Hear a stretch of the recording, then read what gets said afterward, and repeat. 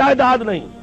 ابھی میں ویزا لینے گیا تھا تو وہاں پر جو خاتون تھی ایک کینیڈا کی, انہوں نے پوچھا آپ کی آمدنی. میں نے کہا آئی ارن نتھنگ. حیران ہوئی. میں نے کہا اور بات سن لو, آئی اون نتھنگ. میری کوئی جائیداد نہیں, میری کوئی آمد نہیں. مرکزی انجمن خدام القرآن ہے, اس کے ایک کوارٹر میں رہتا ہوں. میری سہولتیں مجھے وہاں سے حاصل ہیں. 2 وقت کی روٹی یہ میرے بچے ہیں جو کنٹریبیوٹ کر دیتے, اس سے میں کھا رہا ہوں. اس لیے کہ میرا ایک مکان تھا, وہ میں نے بیچ کر ان کے لیے چھوٹے چھوٹے 3 کمرے کے 4 کوارٹر بنا دیے ہیں, اور وہ ان کے نام کر دیے. میرے نام پر, میری بیوی کے نام پر 1 پیسے کی جائیداد نہیں, کسی کمپنی کا کوئی 1 پیسے کا حصہ نہیں, کہیں میرے پاس کوئی بانڈز نہیں, اللہ بچائے رکھے اس لعنت سے, اور نہ کہیں کوئی میرے ہاں اس طرح کی اور کوئی شے موجود ہے. تو یہ اچھی طریقے سے جان لیجئے, میں نے زندگی لگائی ہے, اسی کام کے لیے لگائی ہے. مجھے کوئی احساس محرومی نہیں ہے, روٹی مجھے ملتی رہی ہے, آج تک فاقہ نہیں آیا ہے. رزق اللہ نے اپنے ذمہ رکھا ہوا ہے, لیکن میری توانائی لگی ہے میکسیمم قرآن پڑھنے اور پڑھانے میں. خیرکم من تعلم القرآن وعلمہ. اور یہ کس لیے کیا؟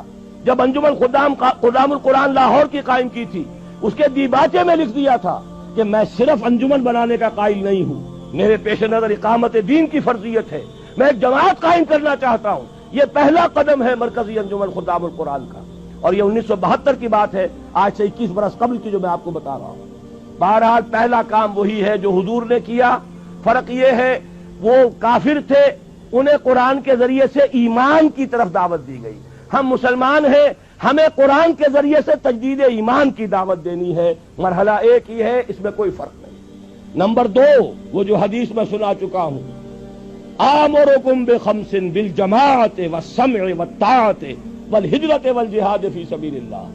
اب جو لوگ واقعتاً شعوری ایمان اختیار کریں, شعوری طور پر فیصلہ کریں کہ مسلمان جینا ہے, مسلمان مرنا ہے, ان صلاتی و نسکی و محیای و مماتی للہ رب العالمین, یہ طے کریں نا پہلے. صرف جلسوں سے تو نہیں ہوگا, یہ تو ہوگا تو پھر کچھ کرنے سے ہوگا. اور کرنے کے لیے میدان میں وہ آئے جو پہلے اپنی ذات پر اپنے گھر میں دین نافذ کر چکا ہو. اگر یہ نہیں ہے تو جھوٹا ہے, فریبی ہے, اسلام کا نام لیتا ہے. تو اپنی ذات پر اپنے گھر میں اسلام قائم کرو اور پھر جڑ جاؤ, ایک مل جل کر ایک جمعیت بنو, ایک طاقت بنو, ایک قوت بنو, جماعت بنو, حزب اللہ بنو.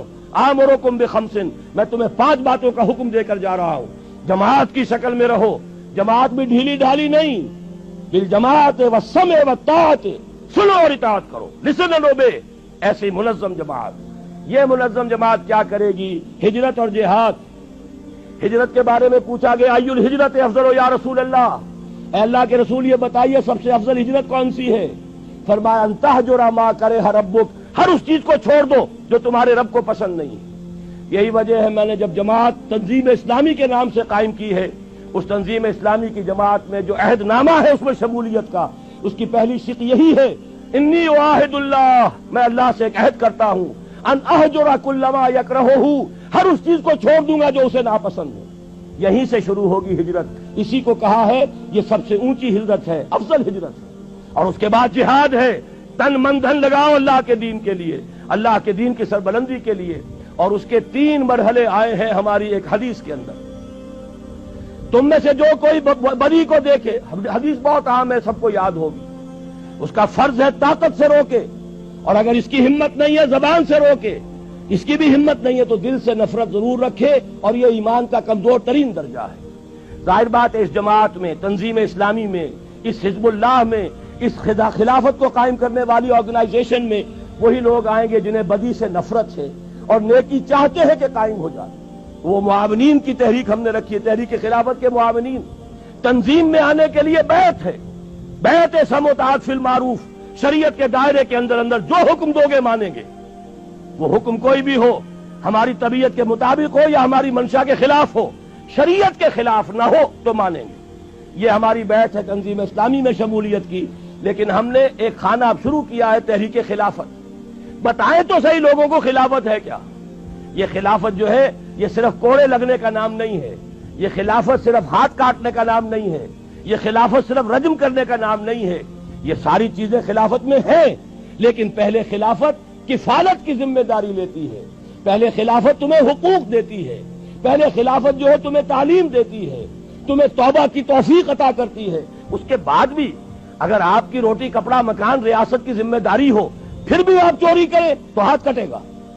اگر آپ کے لیے نہ یہ بے حیائی ہے، نہ یہ سترو جو حجاب کے قوانین ہیں ان کی خلاف ورزی ہے، نکاح کا راستہ آسان کر دیا گیا ہے، اس کی رکاوٹیں دور کر دی گئی ہیں، پھر بھی آپ زنا کرتے ہیں تو رجم ہوگا اگر آپ شادی شدہ ہیں.